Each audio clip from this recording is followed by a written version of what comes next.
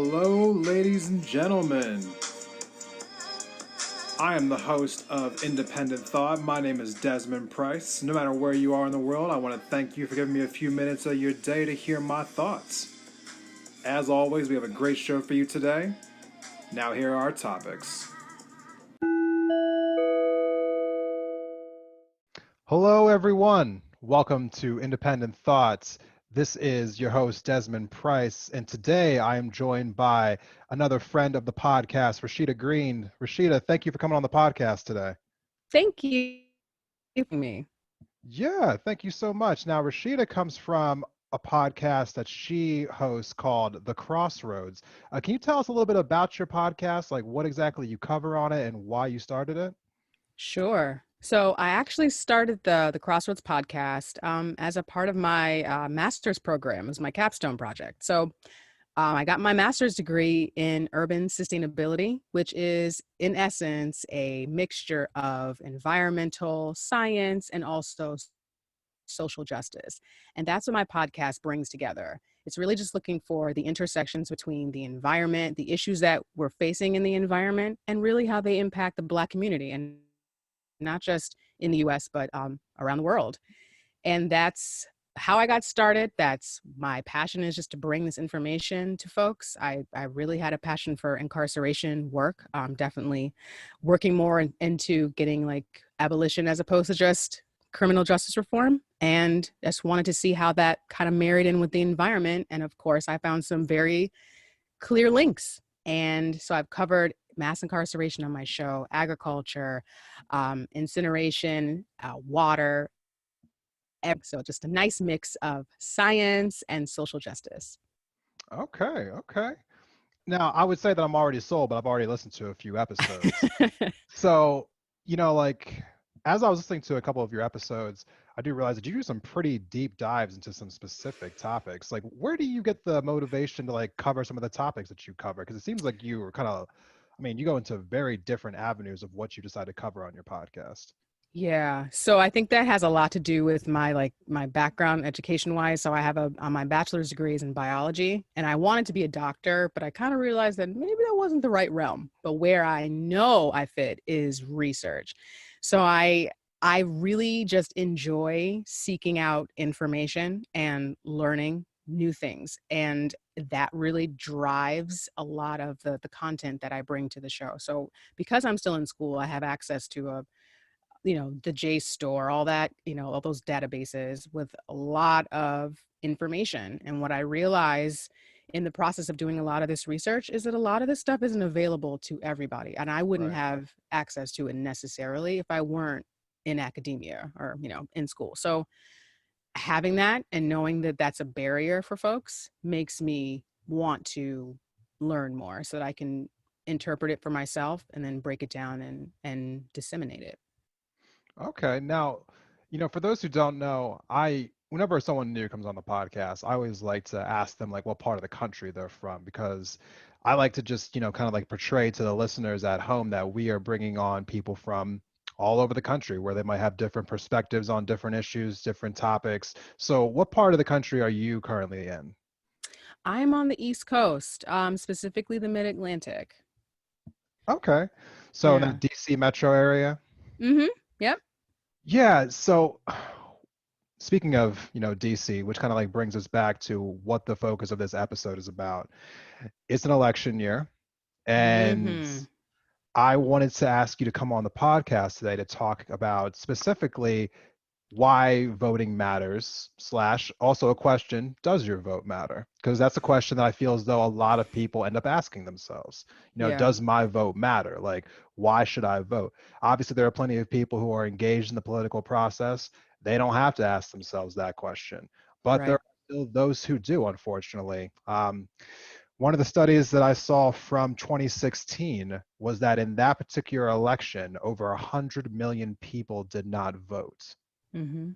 And in an election where you have Hillary Clinton and Donald Trump, like it was a really just confusing thing for me personally, trying to figure out why 100 million people would not want to vote when the election basically, like seemed like it was going to be something that would have a lot of consequences for a lot of different people's lives. But Yeah. I think the thing that really was highlighted for me was that maybe I don't understand all too like well why exactly people wouldn't vote. And so today's episode is focused on that. Let's kind of take a little bit of a dive into what exactly is keeping people from wanting to vote or being able to vote. Right. And so what are your thoughts on that? Like just like first impressions, like do you have like certain things that you've heard from people that you know in your personal life who don't vote and reasons why they may not vote? Um, so I can't say that I have too many folks in my life who aren't voting. I'm one of those people who grew up really, really kind of entrenched in what I had instilled in me as far as the importance of voting. And I know people don't really like to talk about that or don't really want to hear that right now, as far as, our ancestors were attacked by dogs and all these things, and that because of them, we should vote, right? And so, what I heard in 2016 and what I'm also now hearing this year is that people are not really pleased with the candidates that they have to choose Right. from. And I think that's one of the main reasons why people feel very apathetic about voting. Like everyone can look and see that, perhaps, not perhaps, but, for the sake of the listeners, that perhaps Donald Trump is not the best person to do 4 more years of anything. And the other side of that is that we don't feel the full confidence in who the Democrats have offered us in the way of Joe Biden Yeah. and Kamala Harris in her non-Timberland boots. So we're, we're given these options and people are thinking like, if I don't have a choice, I can only choose these two folks. And if there is another candidate, I'm in essence throwing my vote away. And then probably the cycle and the question that comes next is, does my vote really even matter? And I That think that's is an that is a individual great question. decision. That is a great Yeah. question. I felt as much, because I also do another podcast where uh, just a few collection of friends, so quick shout out to the Lip Service podcast, which you can find on Facebook. I do that podcast about like once a week. And, we talk to people who, just don't really always like believe in the candidates that we have available to them. We have a lot of people who believe in like voting third party because they don't feel like the Mm-hmm. two candidates represent them. But Right. I wanted to see if there was additional reasons. Like maybe there's some other reasons why people don't vote. And I found a study that was published by the Washington Post a few years back, and they polled people, all the people who didn't vote in the previous election, and asked exactly why didn't you vote in the election. And the number one reason that people gave, coming in at like almost like a third of people who were polled, said they were just too busy on election day. What? And yes, about Too 30, busy? too busy. And, that's a little hard for me to hear personally, but I decided, keep an open mind to that. Let's talk about like maybe some of the reasons why people might be too busy. First of Hmm. all, it makes no sense to me that election day is on a Tuesday. Yeah. Why exactly is that? And you'd be surprised to hear the history behind that. So apparently, for those who don't know, the reason why election day is on a Tuesday is because back in the 1830s, when it was established into law here in America, it was already given that you would not vote on the Sabbath because that was God's day. Right. And so basically, a lot of people had to travel to vote. They had to travel to where they would vote to. So Monday was considered a travel day. And Uh, then Tuesday, you would actually vote. And huh. so, because of that law that was passed in the 1830s around basically trying to help farmers make sure they could, show up for election day and vote, Yeah. we still to this day have election day being held on a Tuesday, which they Mm, refuse to make a national holiday, for reasons we can right. get into later in this episode. Mm-hmm. So, I've always thought that election day should be at the very least, on a weekend. Yeah. Yeah. I mean, it's still going to impact folks who don't work a traditional 9 to 5. Right. And that's the other side of it. But I definitely think that it should be a voting period. I don't think it should be it should be voting day should be the equivalent of tax day, where this is the last day that you have to get this done, not the Right. B day that if you don't vote, then forget about it. You know what I mean? I completely agree. And I think as though, two different points I want to make here. First of all, I think that I agree with you that it should be the final day that you can vote. But with that being said, that day should be a day that makes it the easiest for the most number of people to vote. Agreed. A weekend's not going to solve every problem because there's plenty of people who work on the weekends, but at least you would increase the amount of people who could turn out. And in our country, I feel too much that if people can't fix things completely, they don't even want to try to improve things slightly. And I think that's a terrible idea to have, a terrible I agree. thought process to have when it comes to these issues.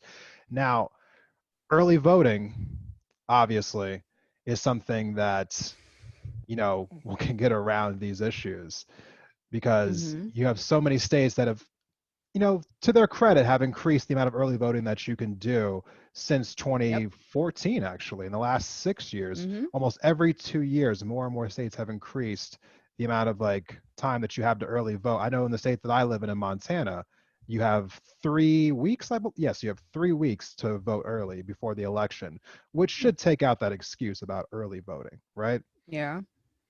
Now, another one of the reasons that people said that they couldn't vote was because of having an illness or disability, just Mm. not being able to get to the polls for several different reasons, which is another thing that, I can understand could be a complication for some people, which is Yeah. why I'm also a big advocate of mail-in voting, which obviously for a pandemic has Yes. come into play even more so. But even in non-pandemic times, I strongly have been an advocate for mail-in voting.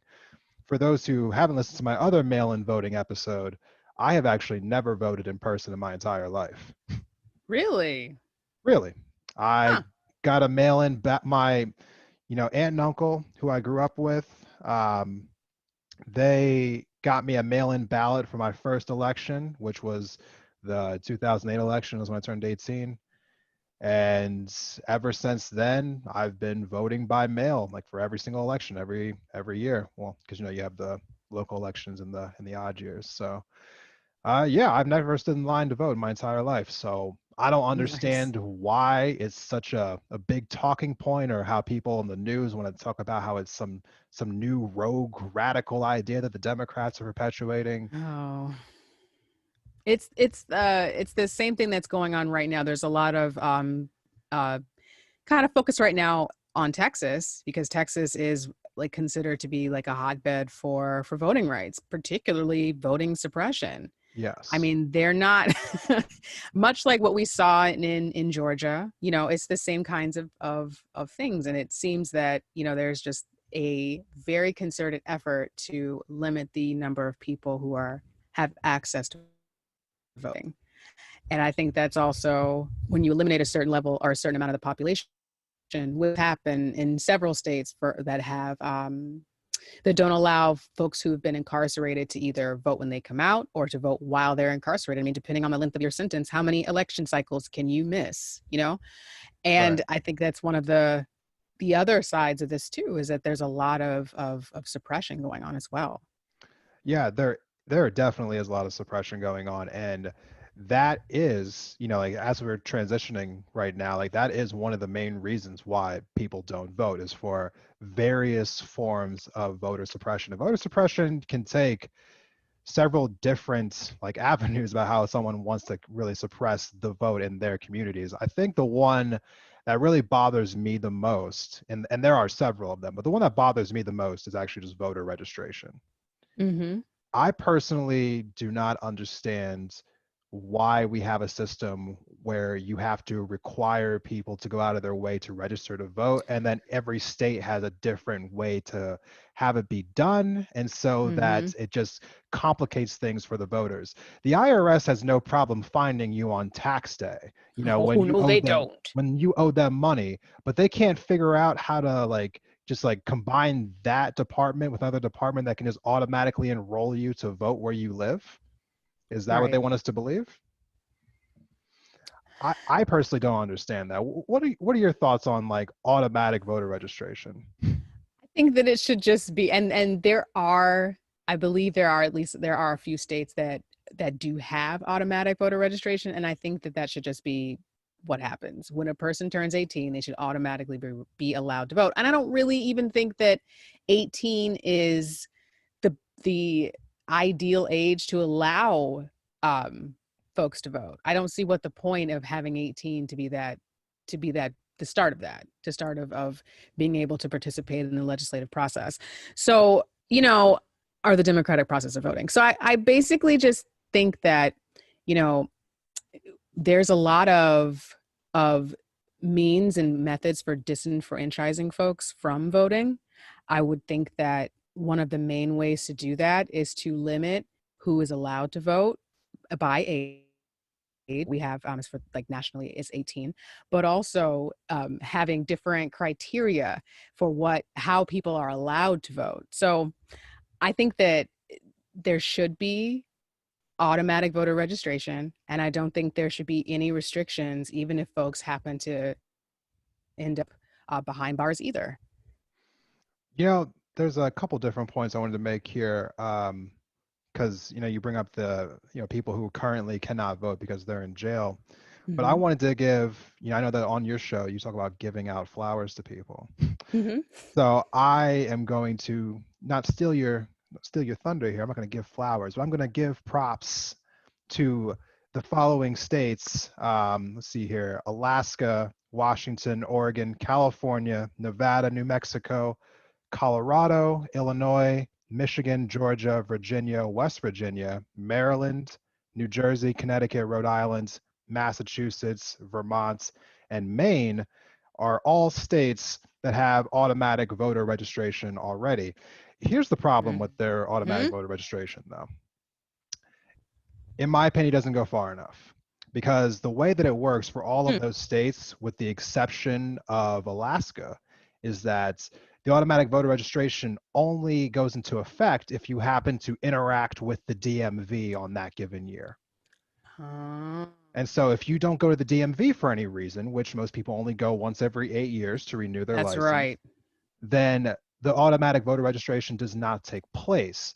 Now, in Alaska, they have a different story. They have their basically their UBI system going on up there from the oil dividends. So every Mm-hmm. year, Alaskans get a oil check, and when they go to apply for that, they can get automatically registered. So they have, basically in practice, Alaska has the only perfect system in my view, because you have to do it annually. But Mm-hmm. every other state, it's if you're not interacting with the DMV, then you're not automatically registered. So you still have to go and register. So it's a temporary fix. It's like putting a Band-Aid on a gash. It is. And you know what? When I was doing some looking as far as like, what states have different or the most strict voting laws or voter ID laws, the thing that I found is just that, a lot of these things just came about within the last 5 years Right. of allowing online voter registration recently. I mean, as Yes. Oklahoma, as I mentioned, I think I mentioned Oklahoma already, but they just had legislation pass, and they're hoping to get the actual online platform implemented this year. So, and This that is very there's recent. and there's still 9 other states that are just not doing it. So still in the year 2020, we're still having these states make these calls that could potentially disenfranchise folks from voting. Right. And for the listeners out there, the states that I just rattled off, all of them have only enacted these laws since 2016, with the exceptions of Yeah. California and Oregon, who enacted them in 2015. So these are Mm-hmm. all very recent developments. So it's only Yeah. been recently that these states have gone out of their way to even try to, allow more voting to take place in their states. And even doing so, they pass legislation that is obviously flawed. It's so obviously flawed, it only took us 30 seconds to figure out why it was messed up. But Right. they couldn't find a way to put a better framework in place. So we still deal with voter suppression in our country to a high degree, as far as I'm concerned. But, on a really random side note, while I was doing research for this episode, I was looking at voter turnouts Mm. in all over the country, right? And the first thing that I came across was that the U.S. was 31st out of 35 developed countries as far as voter turnout was concerned in advanced democracies. And this was a study done by the Pew Research Center. Pew. Yeah, Pew. It's a great acronym, Sorry. right? Sorry. Keep going. And the state that was the absolute lowest on the list was actually really shocking to me. I had to go out of my way to research why it was this state. But the state with the lowest turnout every year going for like the entire century so far is Hawaii. Hmm. And so I had to take a little bit of time to kind of figure out what exactly is going on in Hawaii. Like, why does Hawaii not want to vote? And it seemed as though one of the biggest reasons that Hawaii doesn't like to vote is that um, apparently they feel disconnected from the rest of the country, because by the time that a lot of people get Hmm. off work, because they all work 9 to 5s like the rest of us do, but Right. 5 o'clock in Hawaii is 11 o'clock in the East Coast. And so by the time they're getting off of work, the president's usually already been declared. Hmm. And they, also don't have, I think they only recently instituted early voting in that state. So for the longest time, a lot of Hawaiians just never really felt like they even should vote, because it didn't matter if they voted or not. Wow. So we have lots of different issues going on. Yeah. We have Hawaii and, not feeling like they're involved. You have the problems with registration. We also have problems with gerrymandering. Oh. Now you live in an area where gerrymandering's become kind of a fun topic of discussion, because when we think of gerrymandering, we normally think about Republicans gerrymandering, but there are some Hmm. states in your area where Democrats have gerrymandered the hell out of those states for their Oh advantage. yeah, yeah. There's definitely been a gerrymandering is a pretty big deal in Maryland. And it's, outwardly, the projection of Maryland is that it's a hardcore Democratic state, right? Yeah. And the reality is that when you actually look at Maryland and how it's divided up county-wise, how that's broken out, there is a swath of very conservative areas. And in reality, Maryland is a little more purple than I would say that I would definitely say blue, a little bit more purplish. I mean, we have a Republican governor, for God's sake. And, I know people were like, he's doing a good job during the COVID, and he did all right. That's fine. I'll give him that. But in general, I mean, there's a lot of things that, have also happened during his tenure that we need to call into question. But the outward look is that Maryland is this state, but is this, hardcore blue state, but it really is not. And there are specific communities where the lines that are drawn for districts cut through neighborhoods. And these lines, and we should all be very familiar when we talk about lines and drawings, especially when we're talking about housing and redlining. I mean, gerrymandering to me is not that much different. You're really, the Democrats have used this, unfortunately, as a method to carve themselves a victory, is how I would describe it. Yes. And it's one of those things where, as I was doing my research for this episode, it's you want to try to like blame one person for issues that are happening, or one entity.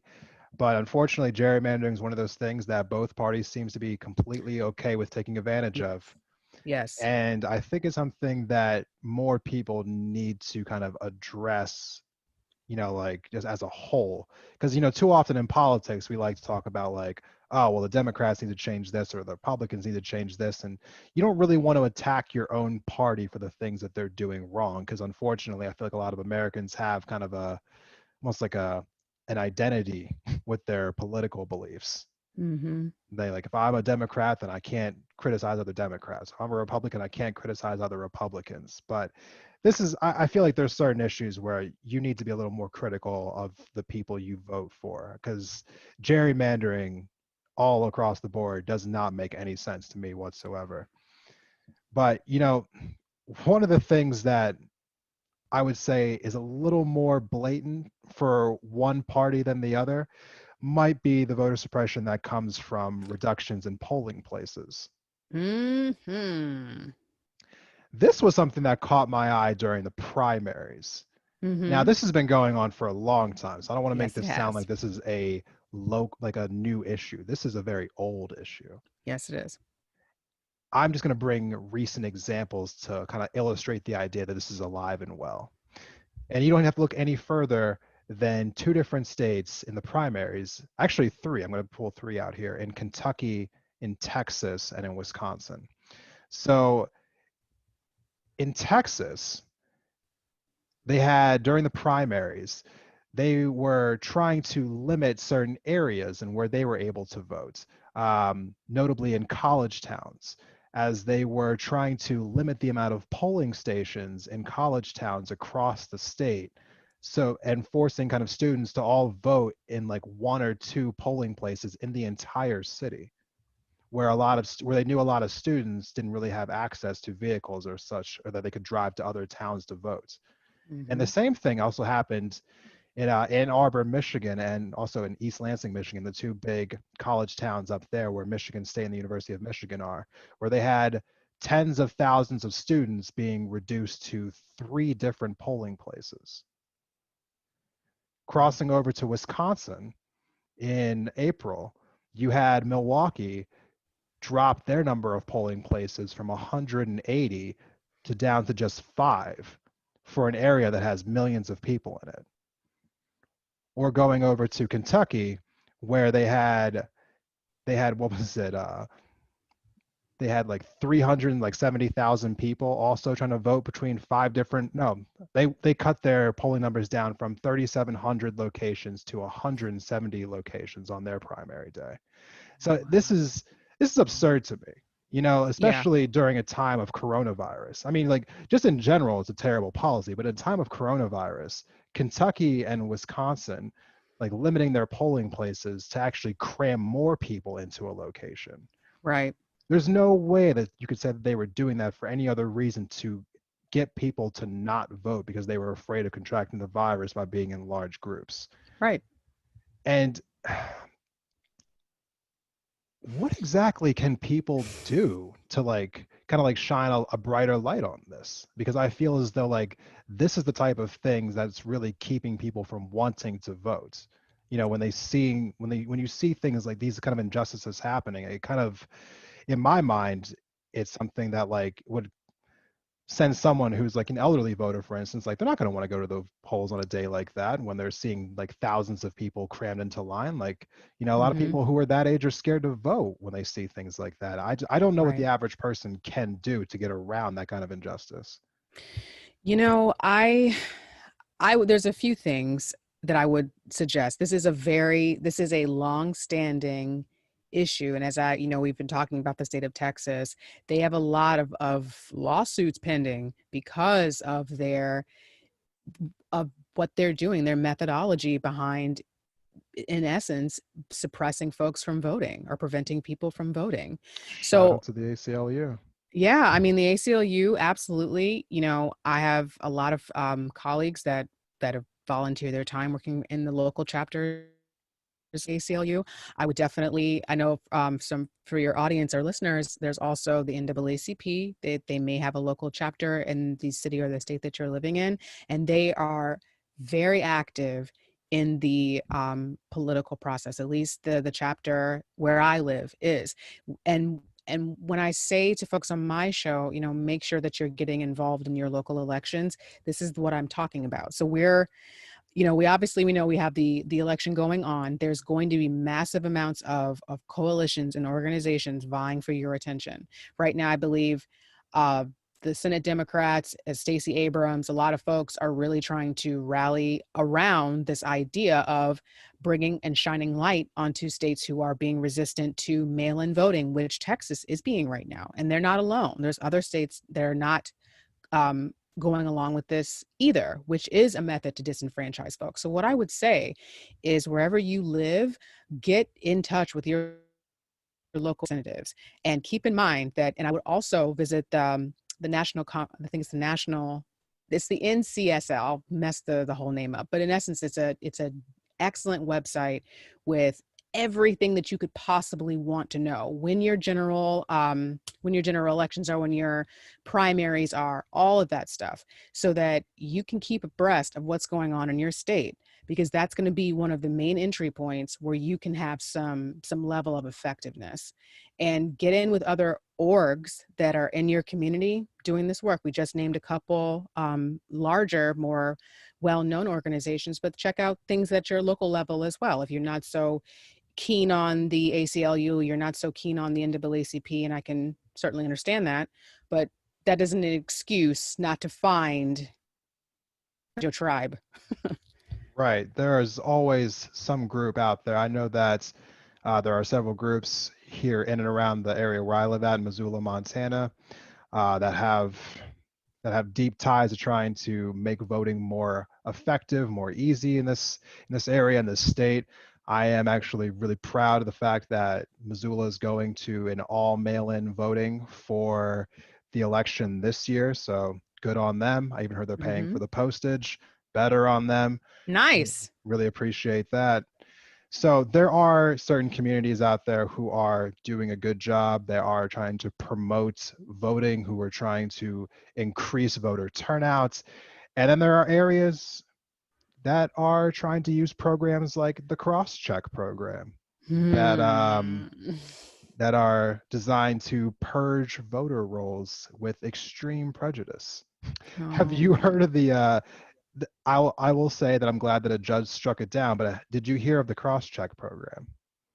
I have heard of it, and I'm not as versed on it, but I have heard about it, and I was like, this sounds like some BS. So the cross-check program, just to keep it really brief here, was a program designed kind of like in a coordination between 4 different states, Kansas, Missouri, Iowa, and Nebraska.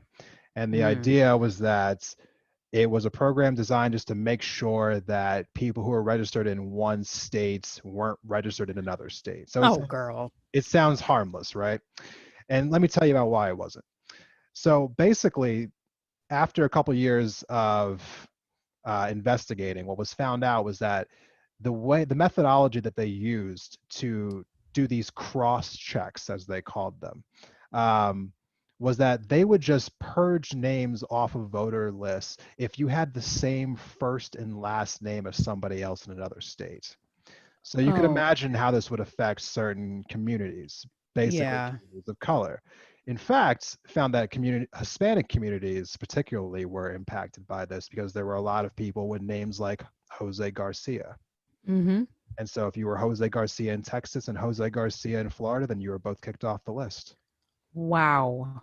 And a lot of times you would show up to it. election day not knowing that you had been purged until you went to go cast your ballot. So imagine doing all of that. Imagine getting off of work, finding time to put your kids into daycare or getting someone to babysit, hiring a babysitter, driving to your polling place, standing in line for hours, being super excited about voting for someone. You get to the booth and you find out that you were purged for something that you had no control over, and they just neglected to even tell you about it because they weren't obligated to.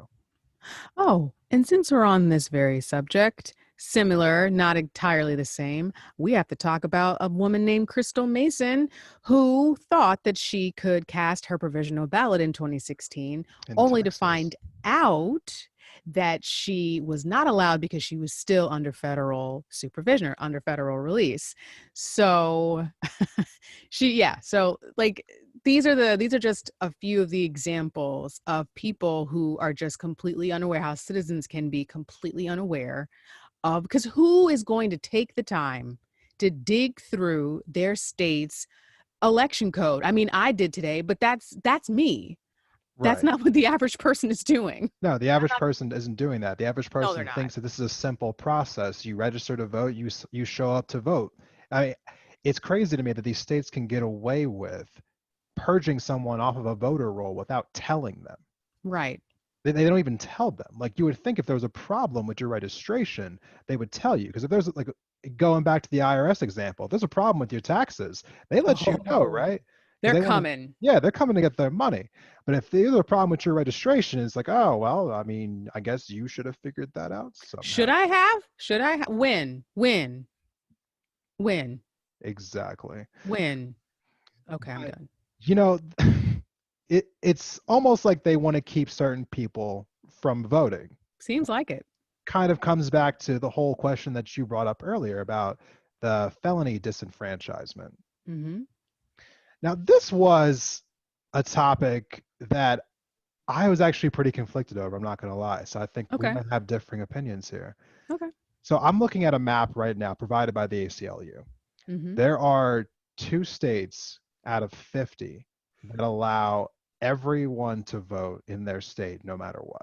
And those states are Maine and Vermont. Mm-hmm. Now, besides Maine and Vermont, we have Syrup and lobster. we Sorry. have 6, 7, 8, 9, 10, 11, 12, 13, 14, 15 other states that say that people who are currently in prison cannot vote, but everyone else can vote. Mm-hmm. And the rest of the country has varying degrees of, you can, if you do have a felony conviction, you can vote upon the completion of your sentence, which includes parole and probation and paying fines, or certain states that say, well, some people can have their right to vote back once they do all those things, but others can't. And then Right. some people, and I'm going to name them right now, Iowa, Kentucky, and Virginia, who have a system set up to where if you get a felony, you are permanently stripped of your. Iowa is trash. It's trash.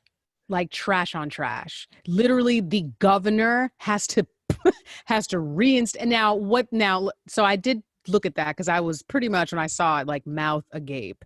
So when I Yes. did quickly looked, it, at least from their website, it seemed like you do, it's like an automatic thing. It seems like it seems like the governor and like all that will give you your rights back automatically. It seems like it. I don't know. Like, it's not something that you have to like apply, I don't think. But again, it's still heinous. That's still completely heinous that you just completely lose your complete right to vote is just taken away from you. And furthermore, I know I'm supposed to, all right, but the thing is, furthermore, Yeah. that, you know, if folks are like, things don't stop. All right. So meaning, like, if a person has children and they are supposed to be paying child support, unless certain, in some states, I think you can do this. You can actually call them and say, hey, I'm incarcerated. Please pause this. But in some states, like, that doesn't happen. So you're continuing to incur costs from child support, even ineligible to pay. So even when a person is out of incarceration, they still are going to be under some level of surveillance for their, as part of their probation. But if there are any kind of fines that have accumulated while they're incarcerated, they have to pay that too. And if they can't pay that, they can't get their in some states, they can't get their rights reinstated.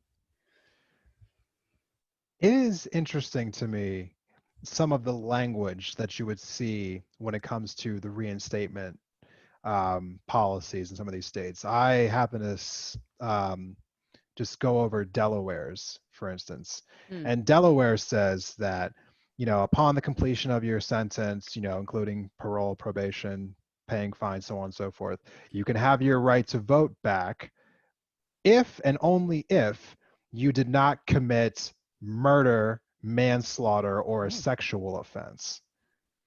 And so I felt like that was a really strange gray area to be in, because personally, I don't believe that anyone should have their right to vote taken, away from them I agree. permanently.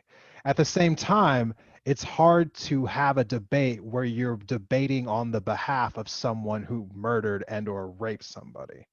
Mm-hmm. And I believe that, like, that's probably one of the reasons why you have, when I look at this map right now, this map is deeply colored in disenfranchisement, probably Mm-hmm. because it is really hard to make the case that, yes, that person did kill that other person, but you should give them the right to vote again. It's hard to make that case.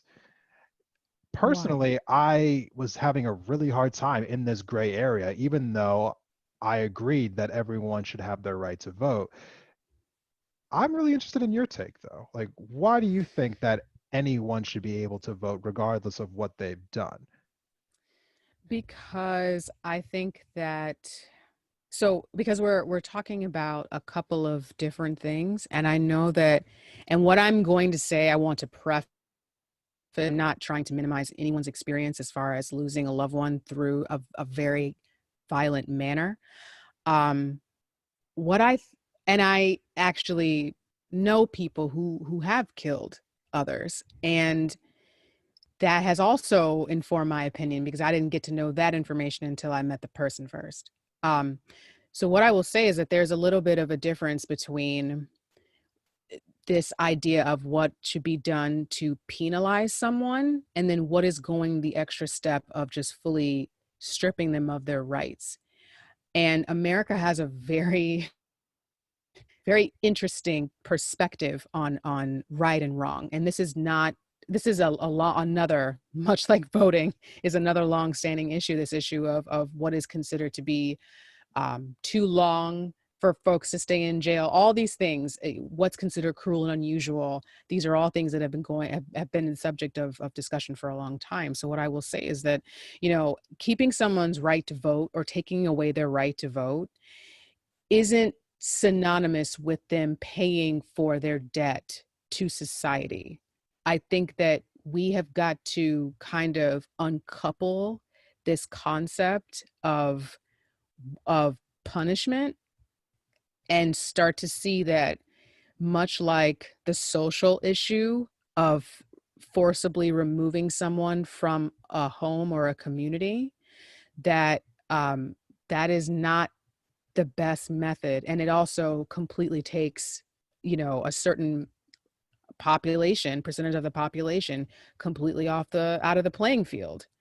And since we're already talking about methods in which voting has been voting has been decreased, I mean, this is another example of that. And I think the difficulty that people feel about it is because where our minds are automatically going to the rapists and the murderers. And as we know, that's not even like the main jail population is not full of rapists and murderers.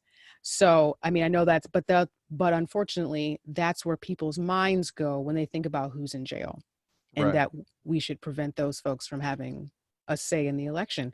And for whatever reason, I'm sure there's some that, they committed a violent crime or whatever, but it's like people commit crimes all the time. People do things that are harmful all the time. It's just that you didn't get caught for it. So should we take your right to vote away because you stole a candy bar out of CVS? I don't know. And I'm not trying to compare stealing a candy bar from like literally like going brat Tony Montana style or whatever. I'm not trying to do that. But what I am trying to say is that I think we have to kind of uncouple that a little bit. I understand where you're coming from, and I want to take a quick second to, applaud you. That's not not an easy question to answer. I kind of put you on the spot there. I'm not going to apologize. I'm just saying, thank you for taking the time to answer that question. I'm going to wrap up this half of the episode by just kind of giving my 2 cents on it, just for fairness sake. Mm-hmm. I believe that people should have their rights back when they leave jail. Jail, at the end of the day, if we trust our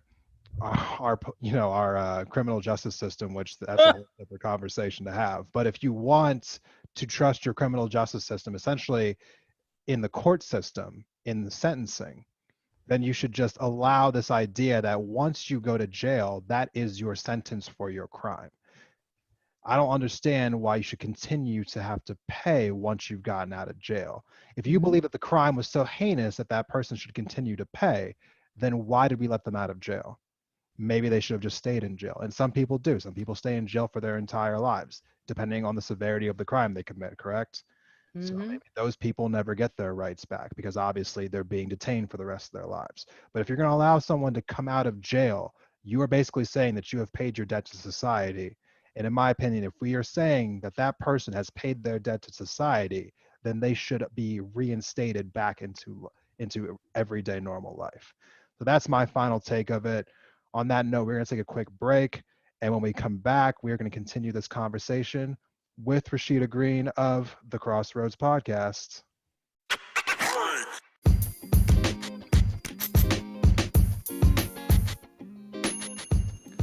Hey there, Indie Thought listeners. Just want to tell you today about one of our sponsors, and that sponsor is Anchor, the program that I'm using right now to create a podcast. Now, we searched all over for different ways to make podcasts, and we decided on Anchor. There's lots of great things to know about them if you ever want to decide that you want to do a podcast. And why shouldn't you? Get your voice out there, make your voice heard. I'm sure that everyone feels a little intimidated at first when they think about, should I start a podcast? But basically, it's just a conversation that you're having just recorded. Nothing intimidating about it. And Anchor's the best place to start. It's easy, it's free. There are certain tools that allow you to record and edit your podcast right from your phone or your computer or your tablet. I'm on a tablet right now. And Anchor will distribute your podcast to all the best places, including Spotify, Apple Podcasts, Stitcher, Overcast, a whole lot of them. You can make money from your podcast too, with no minimum listenership. It's everything you need in a one-stop shop. Definitely check out Anchor. Download the free Anchor app or go to anchor.fm to get started. Again, the app is free. You can download it to any phone or go to their website, anchor.fm.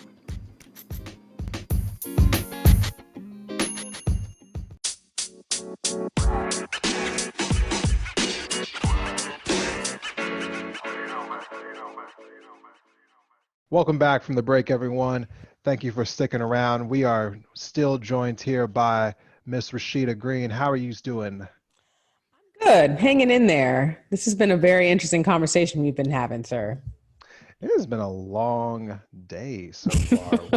During the break, because just to give everyone at home some context, we're recording this on the night of the 18th, and we found out that Ruth Bader Ginsburg has unfortunately passed away tonight. So Yeah. that is quite the shame there. I mean, I know that she lived a long life, but it's always sad when you see someone pass on like that. Yeah. And it's like we were saying, it puts a little bit more of a stake in this election. Yeah. Yes, it does. I mean, because we're going to transition here a little bit. We've been talking about voter suppression, and now I want to spend a little bit of time just briefly touching on different like things that can allow people to vote more easily, Mm-hmm. and kind of like talking about why people should vote. Like, why should you care? And I guess, unfortunately with, Ruth's passing, it's just another topic that kind of like illustrates like why people need to be a little more engaged in elections, because I don't think people always know what the impacts will be of certain elections like this. Yeah. So, first of all, like after we talked about all the different ways that voter suppression was happening, so one of the things I wanted to talk about today are laws that I feel like affect you the most, because we always like to talk about things that are happening on the federal level Mm-hmm. with the House of Representatives and the Senate and the White House itself, and we love to talk about these bills that come through like the federal Congress. But in all actuality, most things that come out of like the federal like houses don't really affect your lives as much as what happens on the state and local levels. Now, I feel like, most people don't actually know who their state representatives are, the people who are in their state houses or their state senates, who their mayors are, who their city council members are. Some people don't know that they have things called special districts, which will tax them for any reasons that you can think of. Mm-hmm. Now, I felt pretty embarrassed about this myself. I did not know until just last night who my state senator and state like House representative were. I didn't even know what district I was in. Mm-hmm. Now, as far as like, like these like local like ordinances are concerned, I feel like, there's a lot more like at stake with these local elections. So when people are asking themselves like, why should you vote? Why should you care about voting? I always like to like point out that there are so many things going on the local levels which affect you so much more than things that are affecting you on the national level. Yeah. What kind of examples do you have that are happening like in your like local area that you can kind of highlight? Wow. Okay. So there's a few. So in the state of Maryland, we have our legislative session. Now session starts in, oh God, I'm gonna get the dates wrong. I believe it's from January until April. It is very, very short. And Okay. so the problem with that is that you really have to stay on top of it, or be in with either organizations that are already doing it. There's a lot of great ones in Maryland. I did mention the ACLU and the local chapter. There's also Job Opportunities Task Force. They are actually based in Baltimore, and it's a little bit more so focused on just making, like, empowering folks to take active parts in the legislative process. And part of what they do with that is helping to support policy decisions. So, for folks that may not understand those kinds of things, because it's a lot of legal jargon and it's very, like I mentioned, very fast paced. So, examples of things that have come out of recent sessions, there was a bill to ban profiling folks who had um, flags or any kind of paraphernalia hanging from their rear view mirrors. Right. And you may think, that sounds random. Why would that be a problem? Well, there's a likelihood that people of color are having flags from their countries, or um, other sort of items that display some part of their culture in their vehicle. And that Yes. is a way to profile. And racial profiling, based upon the crime report that came out of, or that the federal investigation that came out of the aftermath of Freddie Gray, revealed that there was a lot of bias specifically in Baltimore City Police. But I mean, we know that this is something that's statewide too, that racial profiling is a very serious issue in the state of Maryland. And so a bill of that nature helps to protect folks who would normally be susceptible to being profiled because of some sort of means of designating them from others. So that's just one specific example. Let me think of something else. Yeah, it's the things you don't always like think about. I mean, I, Yeah. I think for a lot of people, they don't like really always like think about like, oh, how do politics actually affect my life? And they affect your life Mm-hmm. in so many ways, but a lot of them are at the local level. I mean, you think Yeah. about decisions that are made by school boards, like you Mm-hmm. elect your school superintendents locally. When you think Yep. about like things as simple as like, do the police get funding, which is a big topic right now. Yeah. Those are usually decided by city council members Mm-hmm. in whatever like city that you may live in or town you may live in. When you Yeah. think about just like the budgets in your local city, about like, like who gets what resources, a lot of that stuff gets done locally. And some of these elections are, close races in a lot of places, depending on where you live. And there's a lot of people who run for certain offices that run unopposed, Mm-hmm. typically because there's such disinterest in these races altogether that these people can Yeah. get away with running unopposed. And then once they get in office, basically they run what's referred to as being a ghost government. They have no oversight, so they can get away with doing basically whatever they want to. Mm-hmm. We reached out to some House district members here in Montana who said that like they don't even read bills unless they get letters from constituents in their like neighborhoods that Wow. ask them to pay attention to a certain issue. Otherwise, they just vote the way the party wants them to vote. Mm-hmm. And that's what organizations like Job Opportunities Task Force, and even some orgs where I lived, the Silver Spring Justice Coalition is another one that really came out of a local murder of a man named Robert White, who was gunned down by a police officer.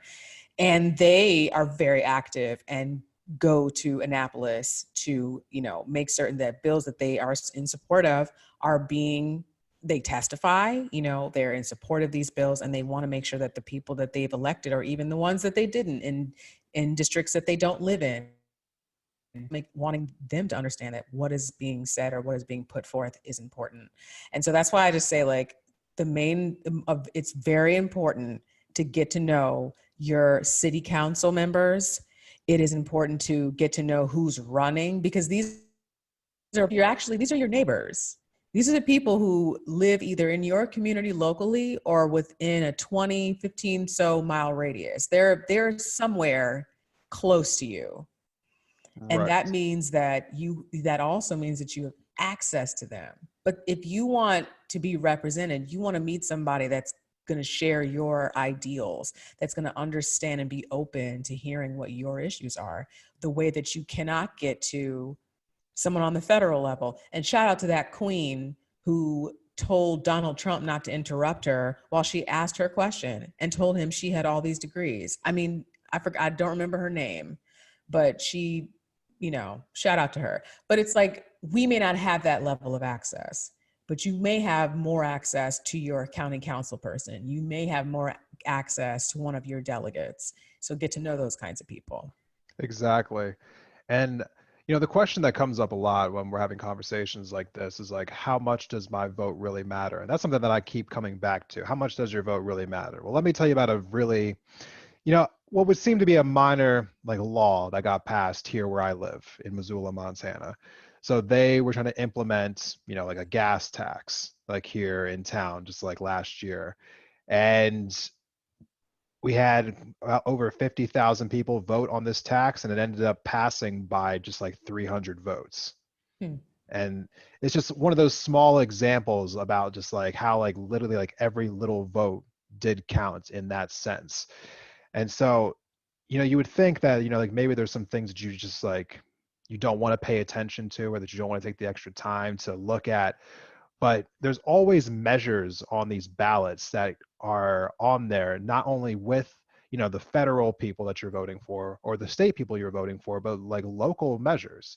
For Mm-hmm. instance, in Montana this year, we're voting on something called LR 130, which is the limit local government authority to regulate firearms measure.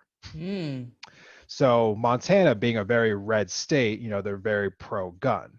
Now, Yeah. as the law currently stands, local governments, like local cities, can not regulate, whether or not people are allowed to buy guns, but they can regulate if you can have a concealed weapon in their town, and they can Mm-hmm. regulate if people who have had felonies or people who are considered to be like mentally unstable for one reason or another, people of that nature, if they're allowed to have automatic weapons, or I'm sorry, semi-automatic weapons, assault Mm. rifles. And Wow. so this measure on this ballot would look to essentially restrict, or not restrict, it would just absolutely completely overturn any local government's decision to do so. And then all decisions would come at the state level, which their hope is to essentially allow concealed carry to happen in any part of the state, no matter what. And so Mm. that anyone can have an assault rifle, regardless of if they were, previously, like a convicted felon, or if they had a mental issue or whatever the case may be, anyone would be able to have an assault weapon. So that is something that I did not know was on my ballot until today. And so I am going to take a quick shout out to Ballotpedia, which I've actually used in the Mm. past in Yeah. 2018 and 2016. They are a nonprofit organization. You can find them online at ballotpedia.org. All you have to do is just type in your zip code, and they will show you essentially what is on your ballot. Like right now, you can go right now to their website and look at exactly what's going to be on your ballot in November, so that you can already kind of get an idea of how you feel about these things versus trying to decide on the day. Mm-hmm. So that is a resource that I will tell everyone about, because I did not realize that was on my ballot. It gives me something extra to think about. And it's just, we are living in a time where I feel as though people are becoming disengaged with the political process on some places, because like they're just kind of tired of all the nastiness in our politics. Yeah. They're tired of the divisiveness. They're tired of the choices we have, as we talked about at the beginning, between Donald Trump and Joe Biden. But on the opposite end, I am seeing an increase in turnout across the nation. There was increases in turnouts in the primaries in several states this year. There was a record turnout in the primaries in my state of Montana. So I was pretty pretty shocked by that. In fact, our midterm election actually matched our 2016 election from 2018 to Wow. 2016. Okay. That was the first time in history that's ever happened in another state. So I was pretty encouraged by that. So it feels as though, certain people in the state are taking voting more seriously. But unfortunately, when I look across the nation, I just don't see that in that many places. There's only maybe 7 or 8 states where you really see this turnout coming up. Yeah. And I just wanted to ask your opinion on this a little bit. What do you think people should do to increase turnout? For I those who do care about politics, how do we help other people who don't care as much? I think we have to continue to bring these things into our conversations. Like one of my friends is very active with climate change. And one of the strategies that she likes to use is just randomly talking to people or bringing or inserting climate change into their conversations. They could be talking about toilet paper, for example, and she'll say, we have a really big problem with paper waste. What do you think about that? And just start talking and engaging our family, engaging our friends in these conversations, because if not for us, they probably wouldn't know otherwise. So we have access in our community to each other where we can start to reinforce those conversations about why voting is important, why participating in your local election is important, why whatever community issue you're facing deserves to have some action behind it if you want to seek the change. So I think that's definitely a first step. And I think that the youths are doing a really great job of creating that kind of synergy using social media. And so if you really want to, if you're not really so sold and you want something a little more blah, blah, blah, blah, blah, blah, visual, visual and I'm not editing tangible. that out. So. Damn it.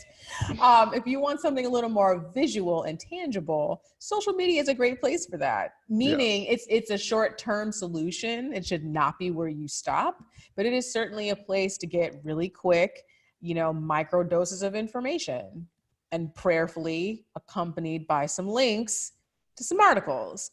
So I think the first place to start is just using your network, and also just looking into certain topics of interest. Like you'd be surprised if you just quickly looked at your district where you live and see what's going on. Like for example, where I live, we have a food security report, and yes, I've read it. And some of the things that it very clearly states is, the county that I live in is considered to be very diverse. It's considered a minority majority. Yet it takes about $90,000 for a family of 4 just to have the basics. So that's, think about what that means. And that's not just, I said the basics now. I'm not talking about having nice things. It's just for a roof over your head and a car to drive and food to eat. That's it. And that's expensive. And it seems like it limits people from actually being able to stick around or to stay. And even though, and in terms of food, there are folks who are suffering from food insecurity or having a lack of access to nutritious or healthy food within a 1.5 to 3 mile distance. And if you don't know that about your county, if you don't actually take the time just to look to see, you won't know that these are the kinds of issues that are affecting you, and unless it is your personal experience. And even more so, if it's your personal experience, you damn sure better be trying to find some organizations or some other people to get organized and get out and get active. Because if you got the personal experience, that's exactly the kind of fuel that the movement needs. We need more folks with the personal experience who are often the most marginalized out there speaking truth to power. Yes, I love all of that. There is just too many people right now, I feel like, in this country who feel like their voices don't matter. Oh man. And you know what?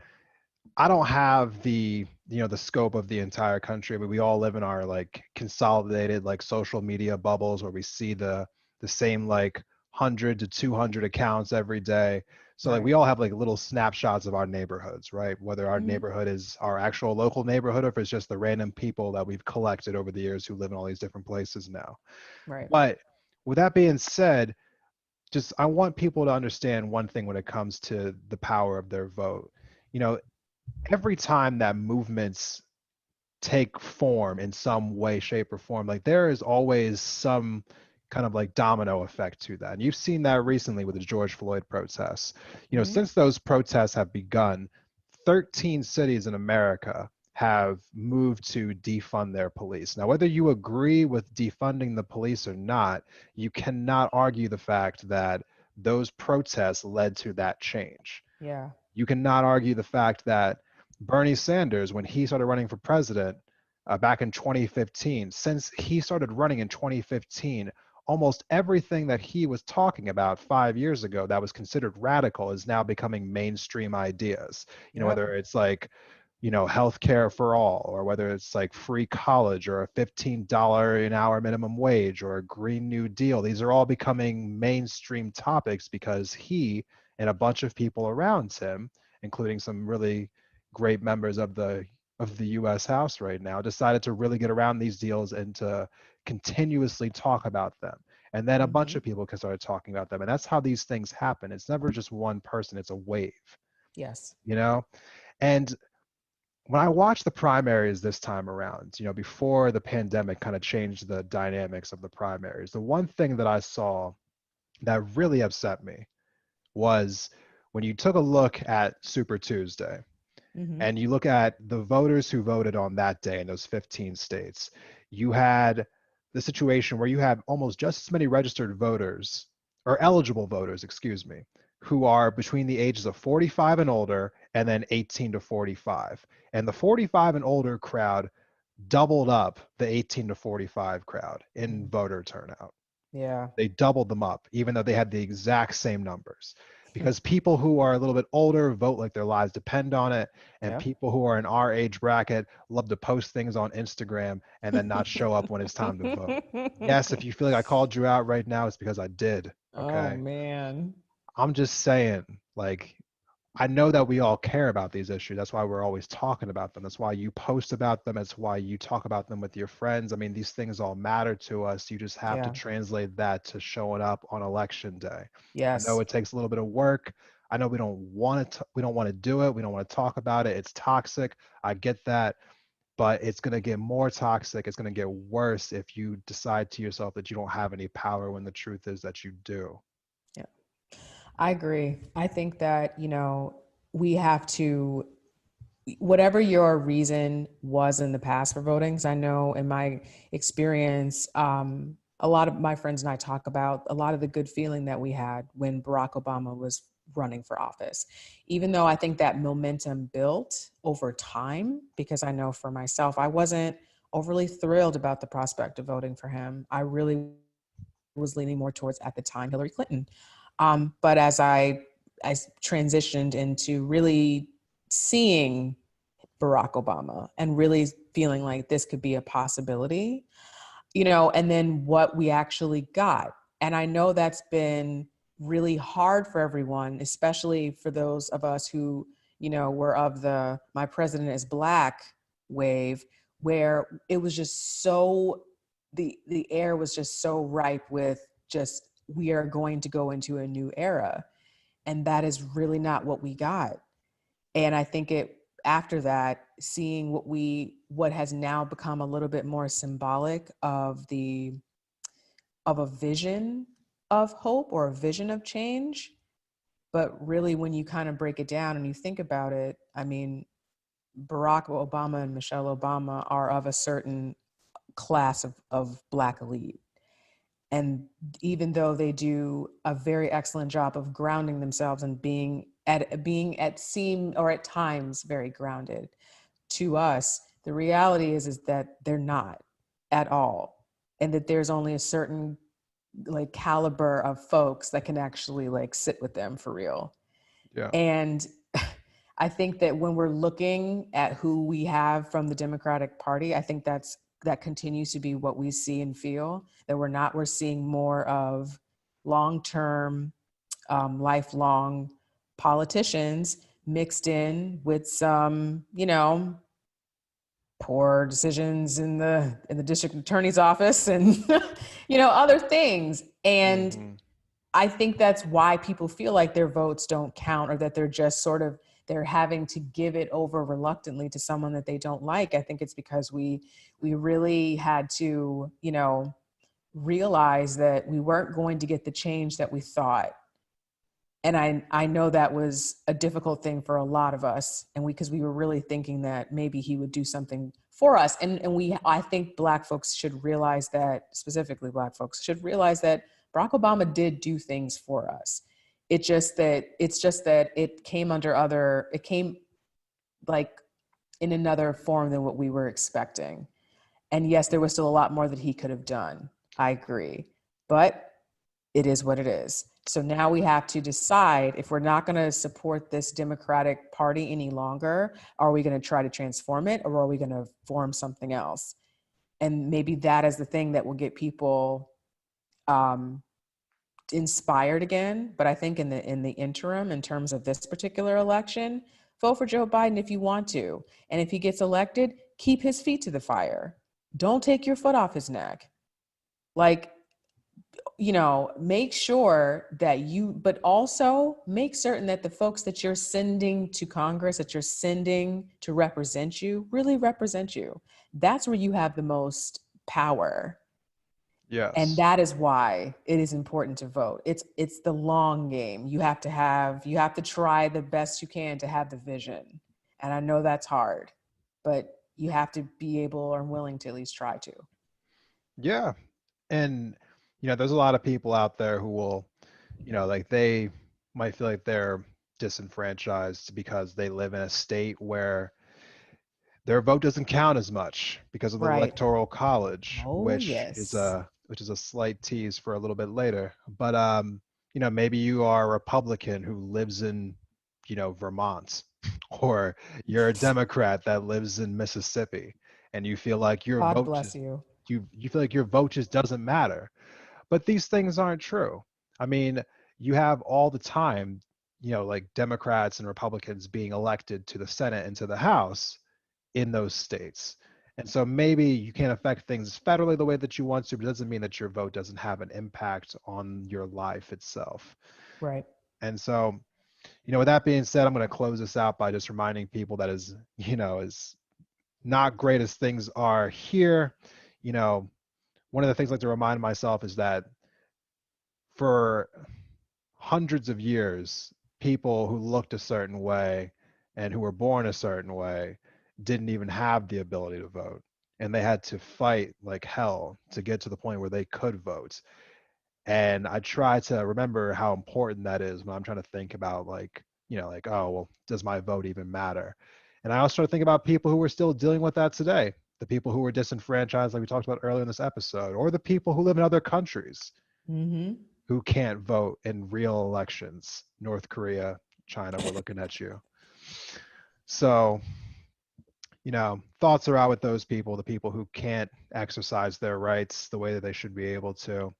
And with that being said, I'm going to close out this episode by asking Rasheeda to please plug her podcast one more time, because the people need to go see your podcast for more than one reason. I mean, obviously, you have an amazing show, but even more so is because I'm going to be on it in the future. Yes, you are. Yes. So the Crossroads podcast is available on all platforms. You can follow me on Instagram at Crossroads Podcast, Twitter, Facebook, Crossroads Pod C1. Visit my website, allroadscross.com, where I have all of my episodes, a little bit of information about me, and my blog that I've yet to update. It's coming though. And what else? Yes, Desmond's going to be on the show soon. My show is about environmental justice and those who fight the fight with skin as melanated as the days are long, but that does not mean that other folk are not allowed to be guests on my show or to listen to it. So the Crossroads podcast is for everyone. Yes. And when you do go over to the Crossroads podcast, please if you're going on Apple, give it a 5-star review, because Yes, 4 stars, we don't do 4 stars. 5-star reviews that's only. right. Please subscribe. Rasheeda, thank you for coming on the show today. I really appreciate it. And you are welcome back anytime. And we will try to find a way to not have a 5-hour podcast. We will work on that. We will work on that. We will. Yes. To everyone else, thank you so much. And we're going to take one last break here, and I'm going to finish the episode with some final thoughts of my own. We'll be right back.